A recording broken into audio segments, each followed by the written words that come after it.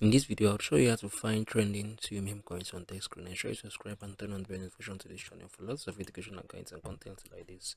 Now, not first, this is our Dexscreener, right? I'm going to show you how you can find a trending Sui Memecoins. Now, from this tab, you can see this tab with a fire streak. So you're going to click on it. Once you've clicked on it, wait for it to load up. Once it has loaded up, you would see, I think, the only token that is currently trending right here is this token, I think. Wait, sorry. So yeah, these are the tokens that are currently trending here on SEO blockchain, right? So there's a whole lot of them.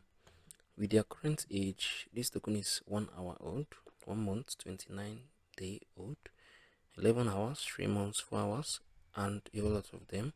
So this is basically how you can find trending Sui Memecoins on Dexscreener. If you find this video helpful, please share to the video in the comment section. I'll see you guys in the very next one.